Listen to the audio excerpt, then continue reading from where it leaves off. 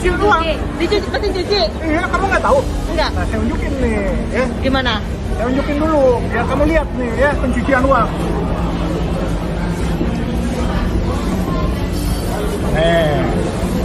Saya cuci nih uang. Nah,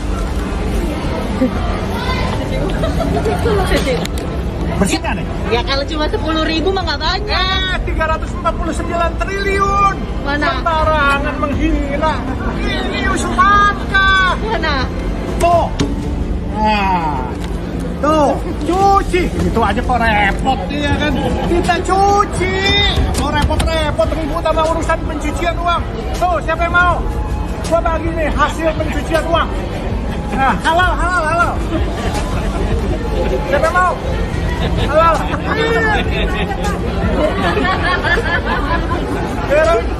Siapa yang mau? 349 triliun. Tapi duit gua halal. Buat beli jalan tol. Nah, lu bisa beli jalan tol. Makanya kalau duit halal Buat beli jalan tol nih 349 triliun. Waduh. Mau beli bandara. Iya, minta satu. Beli bandara. Pak berkah, Pak. Tanda tangan orang pajak yang menyerahkan ini di sini kasus mengenai tadi yang 108 triliun nanti saya tinggal ini tidak bisa diserahkan dengan surat karena sangat sensitif. Oleh sebab itu diserahkan by hand bertanggal 13 November 2017. Ini yang nyerahkan ketuanya Pak Badaruddin, Pak Diana Ediana, kemudian Heru Pambudi yang dari Bea Cukai, Dirjen Bea Cukai, lalu Sumiati Irjennya. Data transaksi gagal di Kementerian Keuangan periode 2009 sampai 2023 sebesar 3,49 triliun berbutut panjang. Data itu merupakan laporan dari PPATK. Atas gaduh soal transaksi janggal itu, Komisi 3 DPR RI memanggil PPATK dalam rapat kerja yang digelar di Kompleks Parlemen Jakarta. Dalam rapat itu, anggota Komisi 3 DPR RI dari PDIP, Arteria Dahlan, memperingatkan Menteri Koordinator Bidang Politik Hukum dan Keamanan, Mahfud MD, dan Menteri Keuangan Sri Mulyani terkait soal adanya ancaman pidana penjara paling lama 4 tahun terhadap pelanggar pasal 11 Undang-Undang Nomor 8 Tahun 2010 tentang pencegahan dan pemberantasan tindak pidana pencucian uang. Arteria menyebut siapapun yang membocorkan dokumen rahasia bisa diancam pidana. Rahasia dokumen itu adalah terkait data transaksi janggal 349 triliun. Setiap orang, termasuk juga menteri, termasuk juga Menko, yang memperoleh dokumen dan keterangan dalam rangka pelaksanaan tugasnya menurut undang-undang wajib merahasiakan dokumen dan keterangan tersebut. Sebagaimana diketahui, Mahfud sempat mengatakan ada temuan transaksi mencurigakan sebesar 349 triliun di Kemenkeu selama periode 2009-2023. Dalam konferensi pers pada Jumat lalu, ia menyebut transaksi itu terindikasi ada dugaan TPPU atau pencucian uang. Itu clear. Saudara kalau tidak percaya undang saja Transparansi Indonesia. Gitu. Nah, itulah sebabnya saya tuh sejak itu lalu ini pajak dan bea cukai ini masalah. Sehingga kalau saya kok punya latar begitu ada kasus alun, lalu tiba-tiba mula-mula ditetapkan apa nih? Pasal 351 loh. Kok pasal 351? Saya nengok adanya. Mau pasal 51 itu kelalaian lah itu, bukan penganiayaan. Hukumannya ringan sekali. Lalu saya datang sini minimal 354, 355 gitu. Karena semua orang tahu menghajarnya luar biasa. Lalu muncul tentang kekayaan ini. Muncul tentang kekayaan 56. Oh kok kaya banget gitu. Besoknya ditemukan lagi 500. Lalu saya minta, coba saya minta, itu ada kasus enggak di PPATK kok orang kayak begitu gitu. Nah itulah yang terjadi saudara. Jadi kalau latar belakangnya kenapa alun, lalu sesudah itu ditemukan lagi begitu banyak. Dari situ saya minta rekap. Jadi saya yang minta rekap. Nah inilah rekap yang saya sampaikan tadi. Ya saudara, data ini clear valid. Tinggal pertemukan saja dengan Bu Sri Mulyani. Tidak ada data yang beda. Cuma Bu Sri Mulyani itu menerangkannya begini. Kalau PPATK itu kan rombongan nih, misalnya Rafael, itu kan ada rombongannya. Nah ketika diperiksa oleh Bu Sri Mulyani, satu yang diambil sama dengan ini tadi. Jadi ini rombongan, namanya pencucian uang. Kalau ndak banyak ya bukan pencucian uang namanya. Kalau satu geng begitu. Kalau satu korupsi, tapi pencucian uang di belakangnya itu loh nama itu. Saudara buka nanti, mau pansus buka, ada nama-nama orang 491 orang, apa kasusnya? Itu kan ada LHA-nya, ada di situ. Maka bagi saya gampang kok masalah ini. Undang Bu Sri Mulyani, cocokkan. Ini datanya PPAK, hanya beda menafsirkan. Seperti yang kasus 189 itu kan 15 entitas bea cukai. Tapi pertama Bu Sri Mulyani tidak tahu. Bu Sri Mulyani tidak tahu. Buktinya apa? Tanggal 14 dia baru menjelaskan itu, ya. Nah, ini hasil analisis untuk satu nomor loh. Satu nomor tuh hasil analisisnya begini. Kalau sampai 300 nomor berapa mau dibawa ke sini semua? Tapi saya jamin Anda semua dapat nih uraian faktanya. Tadi sudah saya tayangkan di situ. Itu benar. Dijamin 100% benar. Nomor ada tanggalnya kok. Cuma kenapa? Yang saya katakan tadi, kalau kita semua dinengakuan pencucian uang, sampai kayak apel begitu, lalu diambil satu oleh Bu Sri Mulyani. Oh ini pajak. Lalu karena lo kok perusahaanmu banyak sekali, lalu pajaknya yang dihitung, bukan pencucian uangnya. Bukan pencucian uangnya. Kan gampang nih mempertemukan dengan Bu Sri Mulyani kayak gitu, gampang banget. Nggak ada data yang berbeda kok. Siapa datang? Kok datanya berbeda? Udah ada yang berbeda. Menafsirkannya yang beda. Menafsirkannya yang beda. Nanti lihat aja di sana. Penafsiran pada satu rangkaian ini. Oleh sebab itu saya tadi lihat Pak Tobas di TV, itu betul, sudah clear bagi dia. Bukan laporan korupsi, tapi laporan tentang dugaan tindak pidana pencucian uang yang menyangkut pergerakan transaksi mencurigakan. Saya waktu itu sebut 300T. Sesudah diteliti lagi, transaksi mencurigakan itu tidak lebih dari itu, 349T mencurigakan.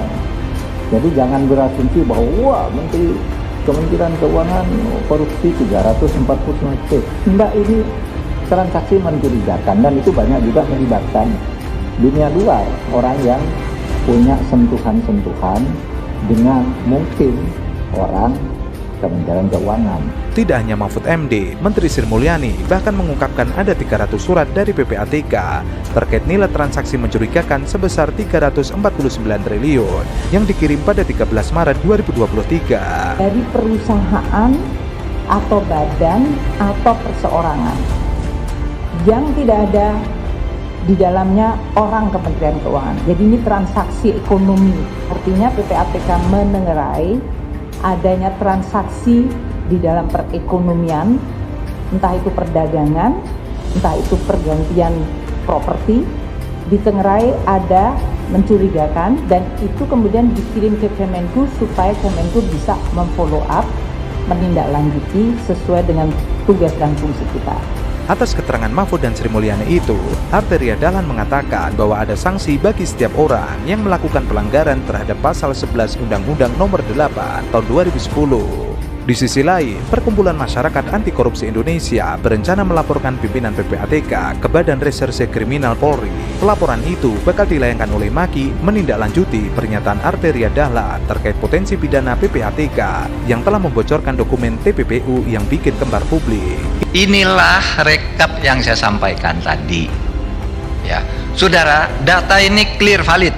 Tinggal pertemukan saja dengan Bu Sri Mulyani. Nggak ada data yang beda. Cuma Bu Sri Mulyani itu menerangkannya begini. Kalau PPATK itu kan rombongan nih, misalnya Rafael, itu kan ada rombongannya. Nah ketika diperiksa oleh Bu Sri Mulyani, satu yang diambil sama dengan ini tadi. Jadi ini rombongan, namanya pencucian uang. Kalau nggak banyak ya bukan pencucian uang namanya. Kalau rombongan satu geng begitu. Kalau satu korupsi, tapi pencucian uang di belakangnya itu loh nama itu. Saudara buka nanti, mau pansus buka, ada nama-nama orang 491 orang, apa kasusnya? Itu kan ada LHA-nya, ada di situ. Maka bagi saya gampang kok masalah ini. Undang Bu Sri Mulyani, cocokkan. Ini datanya PPAK, hanya beda menafsirkan. Seperti yang kasus 189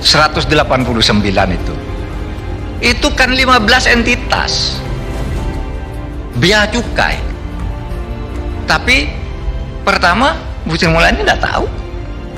Bu Sri Mulyani tidak tahu. Buktinya apa? Tanggal 14 dia baru menjelaskan itu, ya. Nah, ini hasil analisis untuk satu nomor loh. Satu nomor tuh hasil analisisnya begini. Kalau sampai 300 nomor berapa mau dibawa ke sini semua? Tapi saya jamin Anda semua dapat nih uraian faktanya. Tadi sudah saya tayangkan di situ. Itu benar. Dijamin 100% benar. Nomor ada tanggalnya kok. Cuma kenapa? Yang saya katakan tadi, kalau kita semua dinengakuan pencucian uang, sampai kayak apel begitu, lalu diambil satu oleh Bu Sri Mulyani. Oh ini pajak. Lalu karena lo kok perusahaanmu banyak sekali, lalu pajaknya yang dihitung, bukan pencucian uangnya. Bukan pencucian uangnya. Kan gampang nih mempertemukan dengan Bu Sri Mulyani kayak gitu, gampang banget. Nggak ada data yang berbeda kok. Siapa datang? Kok datanya berbeda? Nggak ada yang berbeda. Menafsirkannya yang beda. Menafsirkannya yang beda. Nanti lihat aja di sana. Penafsiran pada satu rangkaian ini. Oleh sebab itu saya tadi lihat Pak Tobas di TV, itu betul, sudah clear bagi dia. Ini kan sudah ada 3 kelompok dan setiap kelompok itu ada ininya.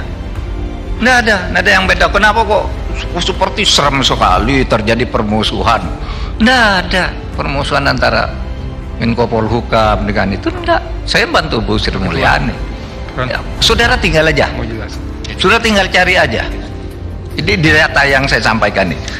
Ini ada semua kok ini nih, saya kasih nanti. Ini ada sebagai bentuk ikhtiar Maki dalam membela PPATK bahwa apa yang dilakukan benar, dan kalau ini dikatakan tidak benar oleh DPR, maka dirinya akan mencoba dengan logika terbalik mengikuti arusnya DPR dengan melaporkan PPATK kepada kepolisian. Bunyamin menyebut langkah hukum ini dilakukan sebagai respon atas pernyataan Komisi 3 DPR RI yang mengatakan ada pidana dari proses yang disampaikan oleh PPATK di rapat Komisi 3 DPR RI. Menurutnya, aduan atau laporan polisi tersebut berkaitan dengan apa yang dikatakan anggota Komisi 3 bahwa apa yang dilakukan PPATK mengandung unsur pidana.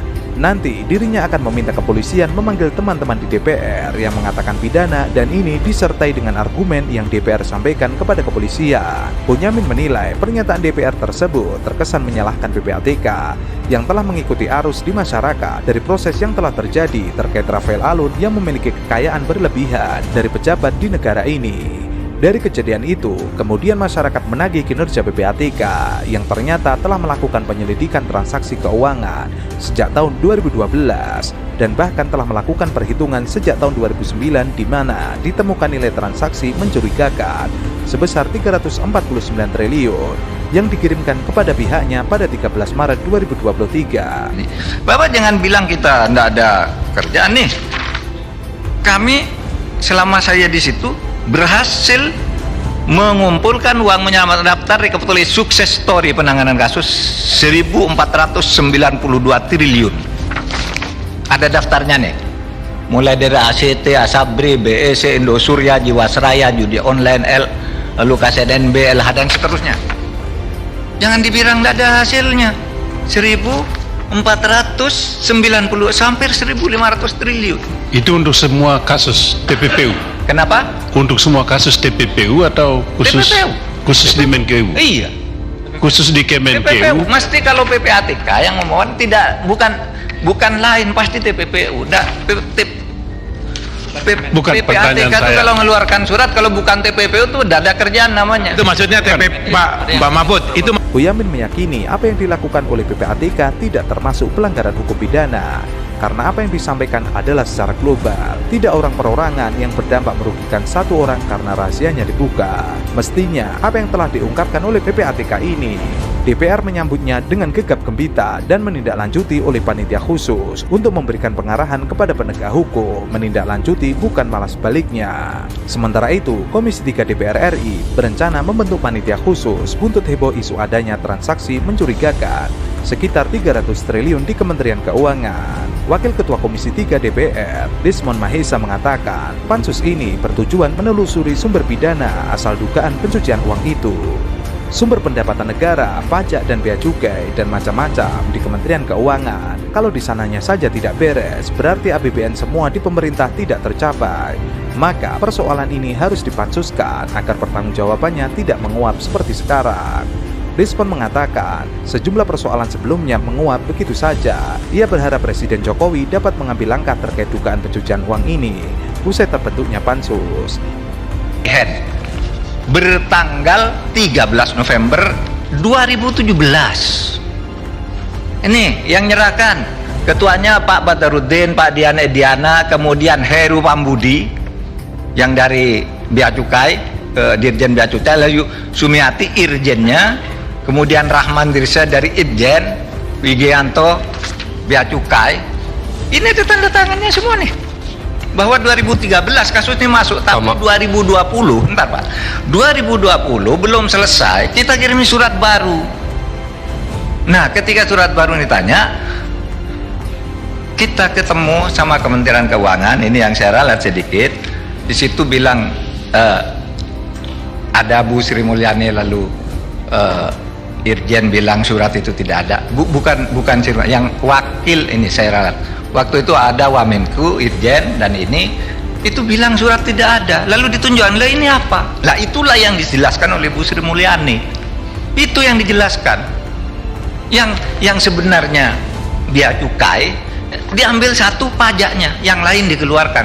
Sama dengan pegawai Kementerian Keuangan, dia nulis 33,3, padahal kami nulisnya 3,5. Malin diambil, dipisah nih rangkaiannya. Oh, yang ini yang pegawai keuangan aja. Padahal ini satu rangkaian main pencucian uang nih, satu rangkaian dipisah karena ini orang luar katanya. Pak Menko, tadi Pak Menko bilang surat itu boleh ditinggal ya? Boleh. Nah, nanti boleh kasih kami Pak ya? Boleh. Oke. Jangan toh penyerahan Surat by hand, iya. Ini berita acara, bukan hanya surat, ditandatangani semua nih. Siap. Bahwa kasus penyelundupan emas itu, yang pelanggaran bea cukai itu, ini 2017 ditutup, sehingga kami kirim lagi surat itu. Lalu bilang tidak ada di depan wakil menteri. Loh, ini ada, baru dicari ketemu, itu yang dipakai dasar menjelaskan oleh Bu Sri Mulyani. Dan tidak ada follow up terhadap surat itu, Pak Mahfud. Sini. Tidak ada follow up dari surat itu. Surat yang ini? Tidak ada. Tidak ada follow up sama sekali. Tidak ada sejak tahun 2017, bahkan masih diterangkan Bu Sri Mulyani 2 hari lalu itu dikatakan ini sudah selesai.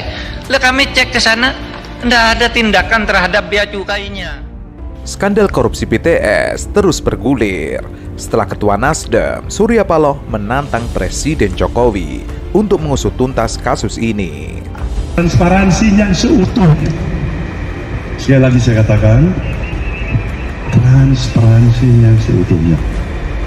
Periksa seluruh yang kemungkinan, dari ujung kiri ke ujung kanan, dari barat timur, atas bawah, siapa saja yang terlibat. Periksa juga seluruh unsur yang ada di institusi manapun, termasuk Partai Nasdem ini. Nasdem welcome itu, kita menyambut itu, dan berikan juga hukuman yang setimpal, tanpa ada lex spesialis dalam pengertian privilege.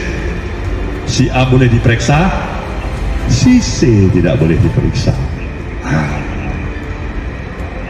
Semakin sedih lagi kita, semakin sedih. Tapi kalau transparansi itu dilakukan dengan kemampuan profesionalisme Kejaksaan Agung kita, yang bebas juga dari intervensi siapapun, dan juga kepentingan politik dari manapun, kenapa kita tidak berikan dukungan sepenuhnya? Jadi kalau kawan-kawan tanya, Nasdem memberikan dukungan sepenuhnya atau setengah. Saya bilang totalitas kita akan berikan. Menko Polhukam Mahfud MD yang juga menjabat sebagai PLT Menkominfo mendengar kabar ada 3 partai politik yang menerima aliran dana korupsi. Mahfud mempersilahkan Kejaksaan Agung dan KPK mendalami dugaan 3 parpol yang menerima uang korupsi BTS. Mulai bulan Juni, karena bulan Maret sudah minta perpanjangan, sudah diperpanjang kok pada bulan April nggak benar, ditinjau bulan Mei kok nggak benar, Juni lalu dimulai penyelidikan dan sekarang ini proses hukumnya terus berjalan. Jadi tidak ada kaitannya dengan pemilu, dengan calon pilpres atau apapun. Semua tahu itu karena dulu ketika mulai diselidiki. BTS adalah proyek Kemenkominfo untuk membangun menara telekomunikasi bagi pengadaan sinyal 4G di kawasan terdepan, terluar, dan terpencil. Jumlah seluruh BTS yang telah dan akan dibangun sebanyak 9.113 menara. Pada tahun 2020 telah selesai 1.209 menara. Untuk tahun 2021 direncanakan 4.200 dan untuk 2022 sebanyak 3.704. Dugaan korupsi 8 triliun rupiah itu terjadi dalam pembangunan 4.200 menara untuk 2021. Mahfud menegaskan ia tidak akan melakukan intervensi dalam proses pengusutan. Biarkan hukum yang menentukan. Mahfud mendorong Kejaksaan Agung dan Komisi Pemberantasan Korupsi untuk mendalami dugaan terhadap 3 parpol tersebut. Tentu saja, sikap dan saran Mahfud ini sangat diharapkan terlaksana secara transparan. Kejaksaan dan KPK harus segera mengejar aliran dana BTS ke 3 parpol tersebut tanpa ragu dan tidak tebang pilih. Surya Paloh sebelumnya mengatakan tidak masalah kalau Nasdem pun harus didalami oleh aparat penegak hukum. Mahfud melanjutkan, ia sendiri sudah diberitahu nama ketiga parpol yang diduga menerima aliran korupsi BTS. Salah satu jaringan koran online, Tribun Batam, menuliskan lengkap identitas ketiga parpol yang diduga menerima uang korupsi BTS. Sayangnya, ketika semua orang serius menunggu tindakan tegas tanpa pandang bulu, Mahfud sendiri malah menunjukkan kegamangan untuk mengawal skandal mega korupsi ini. Saya juga dapat berita itu dengan nama-namanya gitu, tapi saya anggap itu gosip politik, ya, gosip politik. Kita bekerja dengan hukum saja. Saya juga sudah lapor tentang itu ke Presiden, Pak. Saya tidak akan masuk ke soal ini.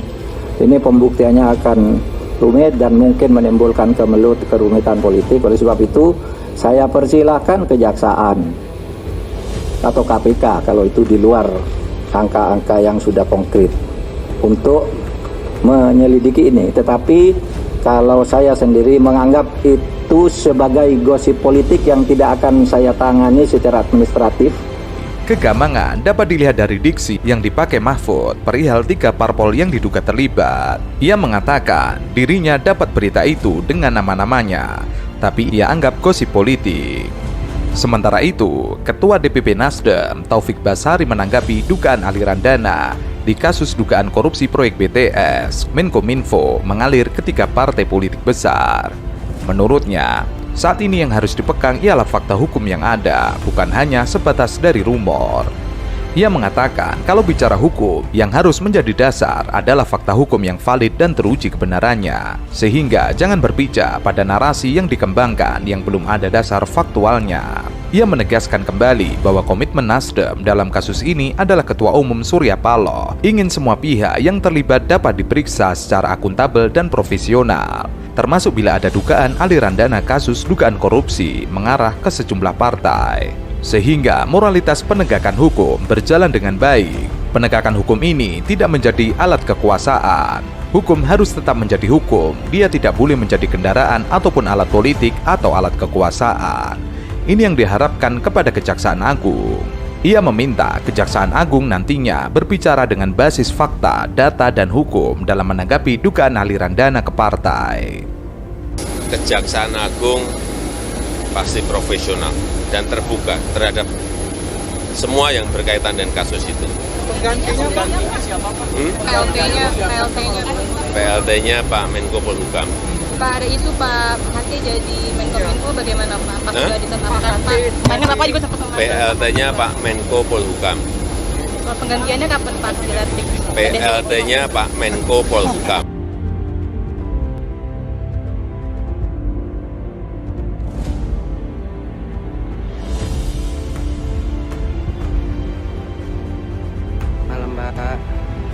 Anies sedikit Pak. Hari ini datang ke sini, agendanya apa Pak?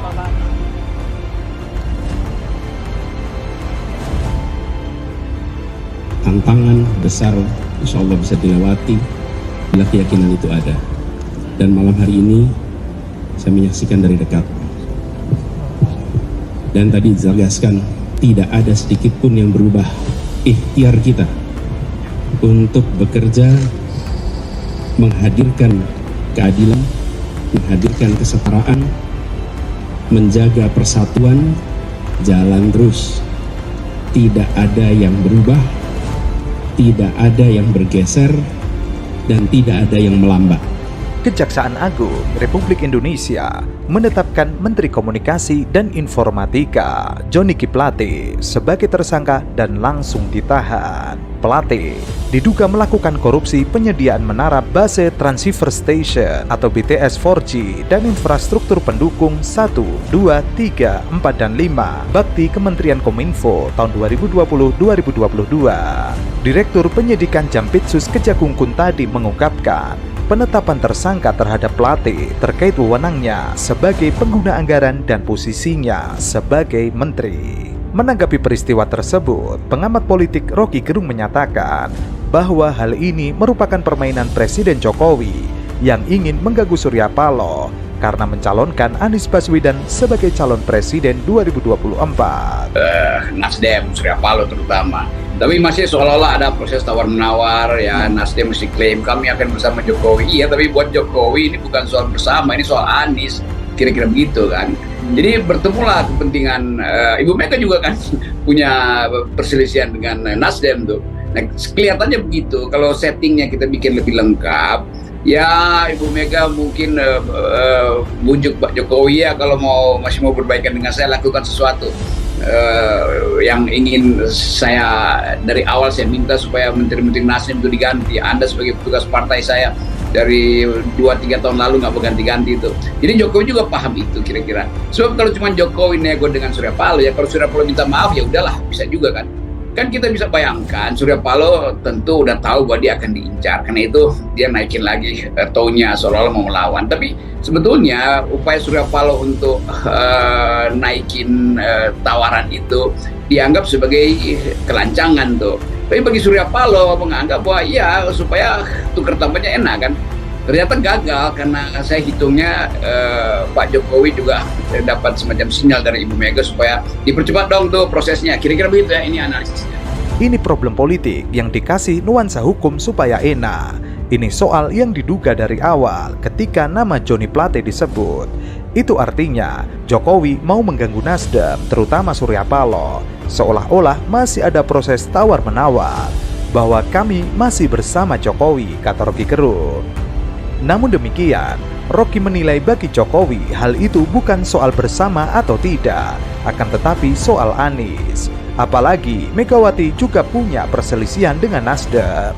Rocky menduga kalau settingannya dibikin lebih lengkap, Megawati mungkin bisa membujuk Jokowi dengan meminta agar Jokowi mengganti Menteri Nasdem. Sesungguhnya Jokowi juga paham apa yang dikehendaki oleh Mega. Sebab kalau cuma Jokowi nego dengan Surya Paloh, kalau Surya Paloh minta maaf, maka semuanya akan beres. Betapa sayangnya Bang Surya kepada Ibu Megawati.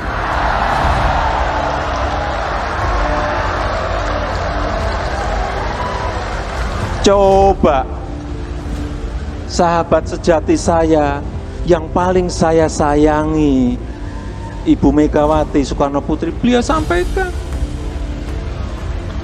Jadi salah besar kalau ada yang menyampaikan koalisi ini sudah tidak rukun. Keliru gede sekali.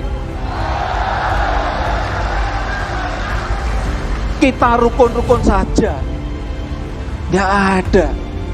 Ya kalau pas Bu Mega nggak nyalami Bang Surya, itu kelewatan saja.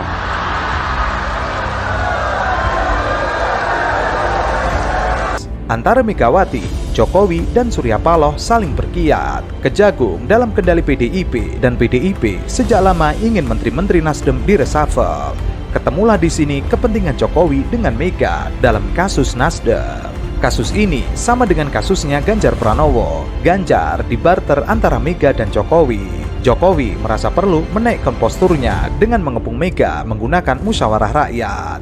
Menurut Rocky, Jokowi mau memberikan sinyal ke Mega bahwa ia harus melakukan nego dengan Jokowi. Akan tetapi, Mega juga melihat bahwa Jokowi masih utang permintaan, bahwa menteri-menteri strategis yang diminta Mega tidak segera diberikan oleh Jokowi. Dengan cara seperti ini, skenario ini bisa diduga sejak awal bahwa Anies bisa dibatalkan melalui kriminalisasi di Nasdem. Katanya nomor 3. Ya kalau nomor 3 nggak bisa dijegal lah, dia pasti kalah juga dalam pemilu, bener nggak? Harusnya dia Kalau konsisten ya. Oke. Kalau konsisten itu, kalau memang percaya dengan hasil survei, ya nggak usah pakai jegal, cuma jegal. Tapi kalau menjegal kan berarti nggak percaya sama survei. Kira-kira gitu.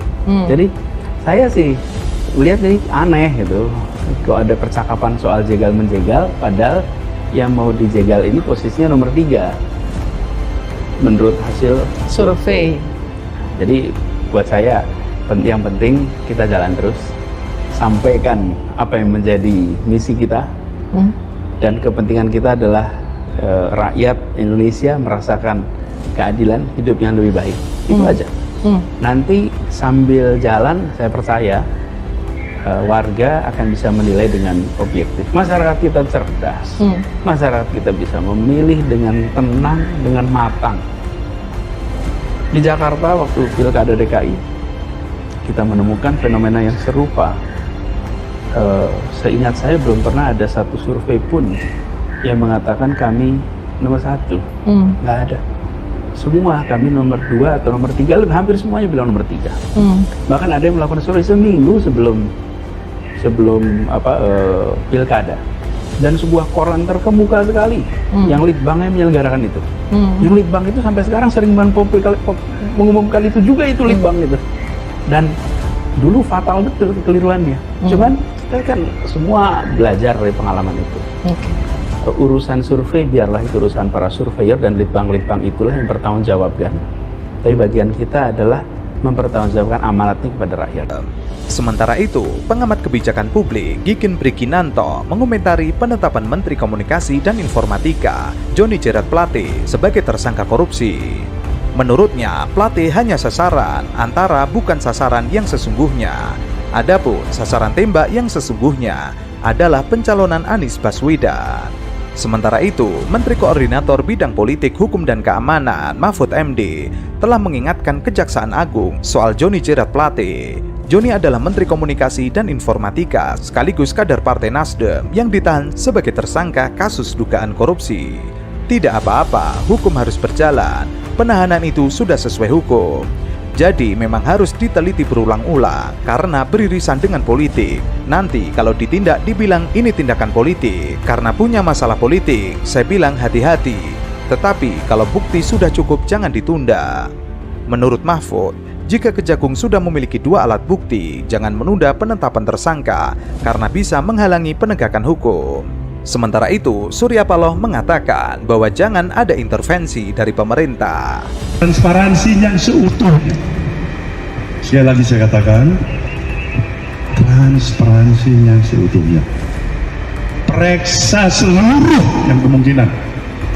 Dari ujung kiri ke ujung kanan, dari barat timur, atas bawah, siapa saja yang terlibat. Periksa juga seluruh unsur yang ada di institusi manapun, termasuk Partai Nasdem ini. Nasdem welcome itu. Kita menyambut itu. Dan berikan juga hukuman yang setimpal. Tanpa ada lex spesialis dalam pengertian privilege. Si A boleh diperiksa, si C tidak boleh diperiksa. Semakin sedih lagi kita. Semakin sedih. Tapi kalau transparansi itu dilakukan dengan kemampuan profesionalisme Kejaksaan Agung kita yang bebas juga dari intervensi siapapun dan juga kepentingan politik dari manapun, kenapa kita tidak berikan dukungan sepenuhnya? Jadi kalau kawan-kawan tanya Nasdem memberikan dukungan sepenuhnya atau setengah. Saya bilang totalitas kita akan berikan dukungan. Mungkin agak saya sedikit tersinggung justru pernyataan Ketua P3 Romi. Begitu keluar dari ruangan itu dia bilang, Menteri Koordinator Bidang Politik Hukum dan Keamanan Mahfud MD mengatakan bahwa saat ini telah banyak pelanggaran etika dan moral yang terjadi di masyarakat. Ia menyinggung soal koruptor yang baru saja keluar dari penjara, sudah langsung mengajak untuk perangi koruptor. Sekarang, di tengah-tengah masyarakat banyak pelanggaran etika, pelanggaran moral, merasa tidak malu, merasa tidak takut. Kita nggak bisa ngomong apa-apa, maka saya kan nggak pernah komentar apa-apa sampai hari itu ya. Bahkan keluar pun saya mengatakan saya dijebak. Begitu aja, itu satu kalimat. Ya. Kalaupun bukan hari ini saya bisa membuktikan atau sampai hari ini saya bisa membuktikan entah kapan, ya mungkin nanti di akhirat itu. Gitu. Buat saya itu resiko politik. Jadi itu operasi politik yang menggunakan lembaga hukum. Yes. Ini pasti motifnya apa? Sakit hati atau apa? Duit kalau di politik enggak. Karena waktu itu dibayangkan, saya tanya kenapa kok ada 2 ketua umum yang jadi target dan 51 kepala daerah yang pro 01, pro Jokowi. Karena kan saya tanya waktu itu 2 ketua umum ini siapa? Sebut saya salah satunya. Salah duanya? Salah satunya lagi ya yang dekat dengan saya lah, kira-kira gitu. Jadi yang warnanya dekat dengan saya. Udah tahu. Jadi Mahfud mengatakan saat ini telah terjadi banyak pelanggaran etika sudah terbukti melanggar hukum, tetapi tetap berkilah. Banyak terjadi orang melanggar etika yang substansinya melanggar hukum, melanggar hak masyarakat, masih berkilah karena alasan hukum. Saya belum terbukti bersalah di pengadilan, pelanggaran etika masih kerap terjadi dan enak-enak saja. Namun demikian, Mahfud tidak menyebut siapa sosok yang ia singgung. Rapat setengah jam sebelum pengumuman Kiai Ma'ruf Amin, para ketua umum partai, 3 orang menolak saya, Anda, Muhaimin, dan Erlangga.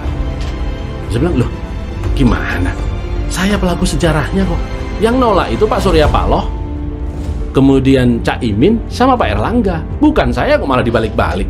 Enggak, informasi saya A1. A1 gimana? A1 ya saya, wong saya pelakunya kok. Bilang, enggak, informasi saya A1. Informasi dari siapa Mahfud? Dari Presiden. Wah, dia bilang gitu. Kan malamnya, bukan malamnya, 2 minggu sebelumnya dia ketemu Presiden. Oh ya terserah, Pak Mahfud percaya Presiden atau percaya saya? Ya saya percaya Presiden lah, masa saya percaya Anda? Oh ya terserah, saya punya keyakinan sendiri, wong saya pelaku sejarahnya. Dalam paparannya, Mahfud mengatakan untuk menjadi warga negara yang baik dan taat kepada Pancasila, seorang tidak boleh hanya taat kepada aturan hukum, melainkan juga perlu menaati nilai-nilai etika dan moral. Menurut Mahfud, hukum hanya sedikit dari nilai-nilai yang besar. Nilai yang sudah disepakati itu yang menjadi hukum, sedangkan hukum sebagai produk politik sering dimain-mainkan. Menurutnya, terdapat pedoman kehidupan di dalam masyarakat yang mencakup 4 hal. Di antaranya norma agama, norma kesusilaan, norma kesopanan, dan norma hukum. Sementara itu, di sisi lain, mantan Ketua Umum P3 Muhammad Romahur Muzi atau biasa dipanggil Romi, yang merupakan mantan napi koruptor, selepas dari keluar penjara saat ini dapat posisi penting di P3 sebagai Ketua Majelis Pertimbangan P3. Di podcast Total Politik, Romi menuduh dirinya korban dijebak oleh KPK. Mantan penyidik senior KPK Novel Baswedan menanggapi tuduhan Romi. Ia mengatakan, saya pastikan Romi berbohong. Mestinya ia bersyukur Allah buka aibnya hanya kasus yang kecil. Kasus lainnya tidak atau belum. Bila akalnya kuat, mestinya bertaubat dan insaf. Memang sesat pikir itu bahaya, tapi bila disampaikan ke publik perlu diluruskan. Dari pengalaman saya sebagai penyidik, tidak ada orang baru pertama kali korupsi langsung tertangkap. Pasti sudah sering berbuat. Orang korupsi kalau sudah sering, uang kecil pun diembat, apalagi uang besar, pasti disikat. Sebagai informasi, mantan Ketua Umum Partai Persatuan Pembangunan Muhammad Romahur Muzi atau Romi divonis 2 tahun penjara oleh Pengadilan Tindak Pidana Korupsi akibat kasus suap beli jabatan di Kementerian Agama. Romi divonis bersalah karena telah menerima uang suap dari ex-kepala kantor wilayah Kementerian Agama Jawa Timur Haris Hasanuddin dan Kepala Kantor Kemenang Kabupaten Gresik M. Muafak Wirahadi. Terakhir ya, artinya udah disiapkan saksi advokat satu yang lainnya. Terus Belum sih. belum sih ya. Jadi awas kamera mahal. Kondisinya sehat ya, Pak Romi. Kondisinya sehat ya Pak ya. Pingpong 2 kali sehari. Romi menerima suap 325 juta dari Haris Hasanuddin dan 91 juta dari Muafak Wirahadi. Putusan tersebut lebih ringan dari tuntutan jaksa penuntut umum. Dalam sidang sebelumnya, yakni pada agenda pembacaan tuntutan, jaksa Wawan menuntut Romi 4 tahun penjara dan denda 250 juta, subsidiar 5 bulan kurungan. Jaksa juga menuntut pidana tambahan berupa pembayaran uang sebesar 46 juta. Jaksa pun menuntut pencabutan hak politik Romi selama 5 tahun usai menjalani pidana pokok. Kasus Romi bermula ketika Komisi Pemberantasan Korupsi melakukan operasi tangkap tangan pada 15 Maret 2019. Romi terjaring bersama 5 orang lainnya di wilayah Jawa Timur. Romi lalu ditetapkan sebagai tersangka pada 16 Maret 2019. Begitu pula terhadap Kakanwil Kemenak Jatim, Haris Hasanuddin, dan Kepala Kantor Kemenak Gresik Jawa Timur, Muafak Firahadi. Saya bilang tentang hal yang terkait dia, lalu 2 hari kemudian saya bersama Romi, bersama Monoarfa, bersama Al Hilal Hamdi ketemu di Hotel Dharma Wangsa jam 11 malam. Dia bertanya tentang itu apa betul Romi itu teridentifikasi di KPK. Pak Monoarfa tanya, apa Pak Mahfud melaporkan itu, dan saya bilang enggak, saya tidak laporkan. Saya tahu dari KPK. Menurut saya soal waktu aja, saya bilang begitu waktu itu. Dan waktu itu ada Ali Hilal Hamdi, ada Soeharto Monoarfa, gitu, tengah malam lah di situ. Itu waktunya kapan, Bro? 2 hari sesudah ALC, kalau tidak salah tanggal 14 atau 15, karena sesudah saya tampil di ALC itu ada kegelisahan rupanya, sehingga minta bertemu saya, dan yang mempertemukan itu Soeharto Monoarfa di hotel di Jakarta. Lantas lalu pada di Hotel Dharma Wangsa. Romi menerima suap dari kedua orang tersebut. Muafak dan Haris Hasanuddin menyuap Romi guna melancarkan proses seleksi jabatan di Kemenak. Kita berpelukan aja, sudahlah, anggap di sini kita bersaudara. Saya bilang sejauh menyangkut soal KPK itu bukan saya perlu melapor, karena saya baca data di KPK tentang orang-orang gitu, sehingga kalau misalnya sekarang ada orang mengatakan Pak Mahfud tuh diem aja, sudah tahu banyak orang gitu loh, saya tahunya dari KPK, untuk apa saya lapor ke KPK lagi. Tanda tangan orang pajak yang menyerahkan ini di sini kasus mengenai tadi yang 108 triliun, nanti saya tinggal ini tidak bisa diserahkan dengan surat karena sangat sensitif. Oleh sebab itu diserahkan by hand bertanggal 13 November 2017. Ini yang nyerahkan ketuanya Pak Badarudin, Pak Dian Ediana, kemudian Heru Pambudi yang dari Bea Cukai, Dirjen Bea Cukai, lalu Sumiati Irjennya, kemudian Rahman Dirsa dari Irjen, Wigianto Bea Cukai. Ini tanda tangannya semua nih, bahwa 2013 kasus ini masuk, tapi 2020, entar Pak, 2020 belum selesai, kita kirim surat baru. Nah, ketika surat baru ditanya, kita ketemu sama Kementerian Keuangan, ini yang saya ralat sedikit, di situ bilang ada Bu Sri Mulyani, lalu Irjen bilang surat itu tidak ada, bukan Sri, yang wakil ini saya ralat. Waktu itu ada Wamenku, Irjen, dan ini itu bilang surat tidak ada. Lalu ditunjukkan, lah ini apa? Lah itulah yang dijelaskan oleh Bu Sri Mulyani. Itu yang dijelaskan. Yang sebenarnya Bea Cukai diambil satu pajaknya, yang lain dikeluarkan. Sama dengan pegawai Kementerian Keuangan, dia nulis 33,3, padahal kami nulisnya 3,5. Lain diambil, dipisah nih rangkaiannya. Oh, yang ini yang pegawai keuangan aja. Padahal ini satu rangkaian main pencucian uang nih, satu rangkaian dipisah karena ini orang luar katanya. Pak Menko, tadi Pak Menko bilang surat itu boleh ditinggal ya? Boleh. Nah, nanti boleh kasih kami Pak ya? Boleh. Oke. Yang toh penyerahan surat by hand, iya. Iya. Ini berita acara, bukan hanya surat, ditandatangani semua nih. Siap. Bahwa kasus penyelundupan emas itu, yang pelanggaran Bea Cukai itu, ini 2017 ditutup, sehingga kami kirim lagi surat itu, lalu bilang tidak ada di depan Wakil Menteri. Loh, ini ada, baru dicari ketemu, itu yang dipakai dasar menjelaskan oleh Bu Sri Mulyani. Dan tidak ada follow up terhadap surat itu Pak Mahfud. Sini Tidak ada follow up dari surat itu. Surat yang ini? Nggak ada. Tidak ada follow up sama sekali. Nggak dari ada Kementerian sejak tahun Keuangan. 2017 bahkan. Mesti diterangkan Bu Sri Mulyani 2 hari lalu itu dikatakan udah selesai. Lah kami cek ke sana, nggak ada tindakan terhadap bea cukainya. Hanya pajaknya, ini tindakan bea cukai begitu banyak, lalu kok hartamu banyak, pajakmu cuma sedikit, lalu dihitung pajaknya suruh nambah pajak aja. Izin Pak Mahfud. Hah? Urusan pajaknya aja ini kejar dari laporan Surat itu. pajak kan pajak sedikit. Bukan indikasi TPPU-nya. Kenapa? Dilepas. Oh, oke. Izin Pak Mahfud. Izin Pak Ketua. Ya, itu 180 T itu tadi ya. 180. Berarti kan 180 T itu di luar 349. Di dalam.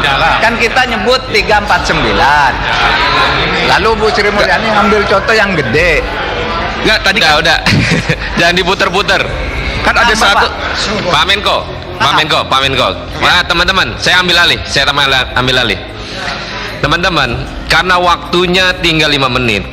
Kita sudah tahu nih, sudah paham ujung dari apa yang disampaikan Pak Menko. Berkenankah kita akhiri rapat ini?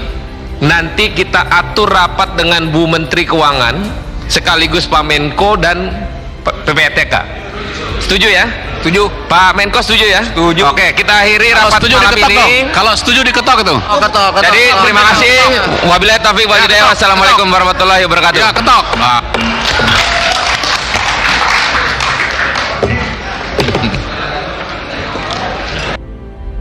Data transaksi gagal di Kementerian Keuangan periode 2009 sampai 2023 sebesar 3,49 triliun berbuntut panjang. Data itu merupakan laporan dari PPATK. Atas gaduh soal transaksi janggal itu, Komisi 3 DPR RI memanggil PPATK dalam rapat kerja yang digelar di Kompleks Parlemen Jakarta. Dalam rapat itu, anggota Komisi 3 DPR RI dari PDIP, Arteria Dahlan, memperingatkan Menteri Koordinator Bidang Politik Hukum dan Keamanan, Mahfud MD, dan Menteri Keuangan Sri Mulyani terkait soal adanya ancaman pidana penjara paling lama 4 tahun terhadap pelanggar pasal 11 Undang-Undang Nomor 8 Tahun 2010 tentang pencegahan dan pemberantasan tindak pidana pencucian uang. Arteria menyebut siapapun yang membocorkan dokumen rahasia bisa diancam pidana. Rahasia dokumen itu adalah terkait data transaksi janggal 349 triliun. Setiap orang, termasuk juga menteri, termasuk juga Menko, yang memperoleh dokumen dan keterangan dalam rangka pelaksanaan tugasnya menurut undang-undang wajib merahasiakan dokumen dan keterangan tersebut. Sebagaimana diketahui, Mahfud sempat mengatakan ada temuan transaksi mencurigakan sebesar 349 triliun di Kemenq selama periode 2009-2023. Dalam konferensi pers pada Jumat lalu, ia menyebut transaksi itu terindikasi ada dugaan TPPU atau pencucian uang. Itu clear. Saudara kalau nggak percaya undang saja, itu Transparansi Indonesia gitu. Nah, itulah sebabnya saya tuh sejak itu lalu ini pajak dan bea cukai ini masalah. Sehingga kalau saya kok punya latar begitu ada kasus Alun, lalu tiba-tiba mula-mula ditetapkan apa nih? Pasal 351. Loh, kok pasal 351? Saya nengok anaknya. Mau pasal 51 itu kelalaian lah itu, bukan penganiayaan. Hukumannya ringan sekali. Lalu saya datang saja minimal 354, 355 gitu. Karena semua orang tahu menghajarnya luar biasa. Lalu muncul tentang kekayaan ini. Muncul tentang kekayaan 56. Oh kok kaya banget gitu. Besoknya ditemukan lagi 500. Lalu saya minta